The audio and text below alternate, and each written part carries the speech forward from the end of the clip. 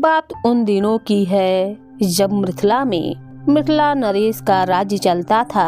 मिथिला नरेश के राज्य में कोई भी प्रजा दुखी नहीं थी, लेकिन मिथिला नरेश की जैसे जैसे उम्र बढ़ रही थी वैसे वैसे वे मनमौजी होते जा रहे थे। कई बार तो दरबारी उनके व्यवहार से चकित भी हो जाते थे और आपस में बातें करते थे कि महाराज तो इन दिनों सनकी होते जा रहे हैं। जब देखो तब बेतुकी बातें करने लगते हैं। एक दिन ऐसे ही मिथिला नरेश दरबार में बहक गए और दरबारियों से पूछा, आप में से कोई बता सकता है कि संसार का सबसे कृतघ्न प्राणी कौन है?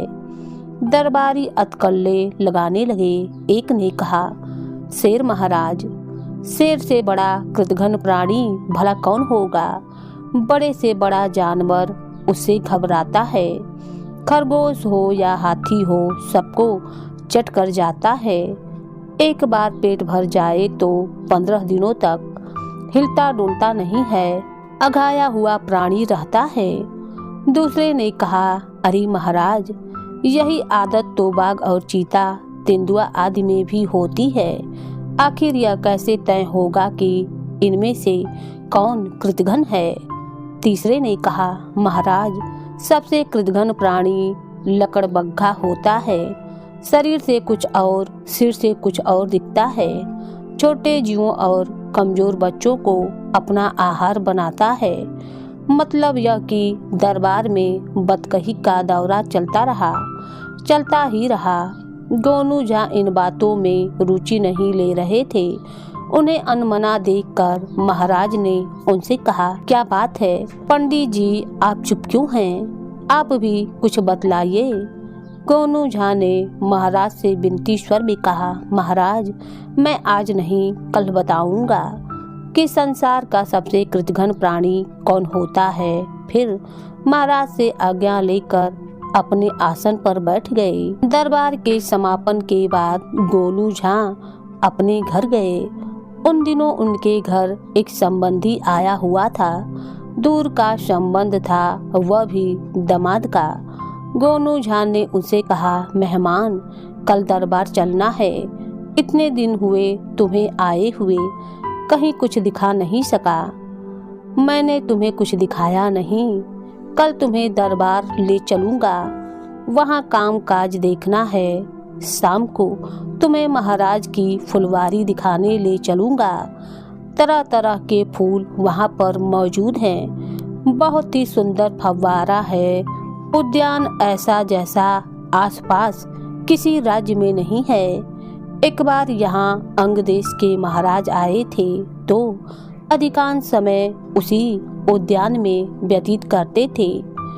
उन्हें वहाँ इतनी शांति मिलती थी कि कहते थे, यहाँ से जाने का मन ही नहीं करता है।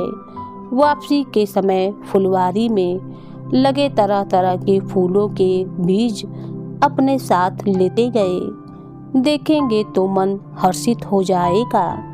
दूसरे दिन उनका दामाद बन ठन कर तैयार हुआ।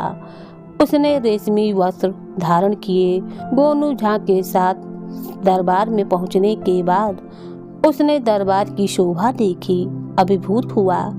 दरबार में जब महाराज आए तो उन्हें देखकर दरबारी समझ गए कि महाराज आज भी हास परिहास और बदकही में दिन गुजार देंगे। हुआ भी ऐसा। देर तक इधर उधर की बातें होती रहीं। अचानक महाराज की नजर गोनू झा पर पड़ी तो उन्हें स्मरण हो आया कि आज तो गोनू झा को बताना था कि संसार का सबसे कृतघ्न प्राणी कौन होता है। महाराज ने गोनू झा से पूछा, पंडित जी, आज तो आप बताएंगे कि संसार का सबसे कृतघ्न प्राणी कौन है? गोनू झा अपने आसन से उठे और अपने दामाद की ओर इंगित करते हुए कहा, महाराज, यह युवक जो मेरे पास बैठा है मेरा दामाद है। संसार का सबसे कृतघ्न प्राणी दामाद होता है। दामाद को उसका ससुर अपनी पुत्री सौंपता है। उसके साथ सौगात के रूप में उसकी आवश्यकताओं का ध्यान में रखते हुए हर तरह की वस्तुएं देता है, यथा सामर्थ्य धन भी देता है, मगर दामाद कभी संतुष्ट नहीं होता। उसकी इच्छा रहती है कि ससुराल से उसे और धन मिले।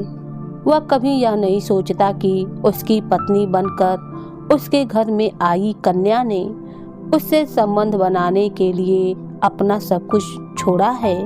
माता पिता, भाई बहन, सगे संबंधी, सहेली, मित्र, सब कुछ, फिर भी दामाद तो दामाद है। उसकी लोलुप दृष्टि ससुराल के धन पर बनी रहती है। महाराज ने जब गोनू झा की बातें सुनी तो तैस में आ गए और बोले, सच कहते हैं पंडित जी, ऐसे प्राणी को कृतघ्न तो क्या कृतघ्न प्राणी कहेंगे।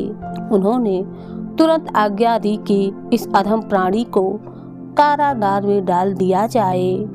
गोनू झा ने विनम्रता से कहा, महाराज, यह ठीक है कि दामाद को मैंने कृतघ्न कहा, लेकिन महाराज, हम सभी किसी न किसी के दामाद हैं। हम सब में यह दुर्गुण मौजूद है।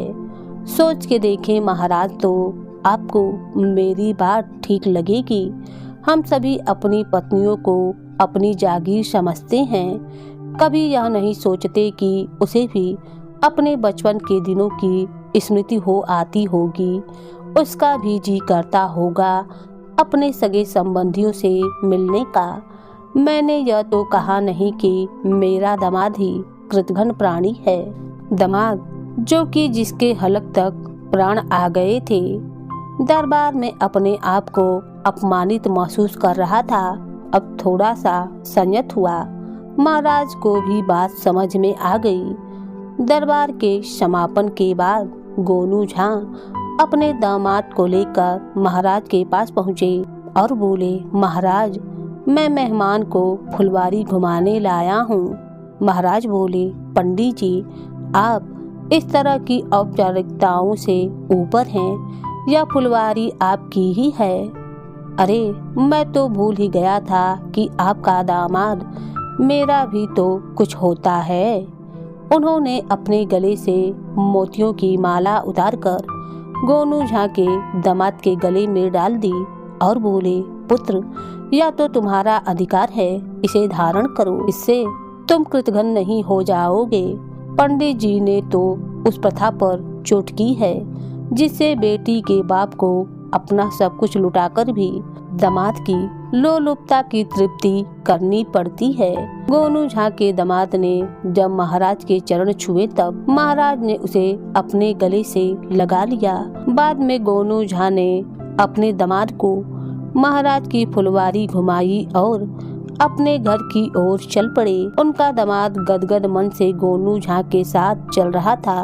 वह बड़ा ही प्रसन्नचित्त था और बड़ा ही सोच में मगन था। दोनों खुश होते हुए अपने घर की तरफ जा रहे थे।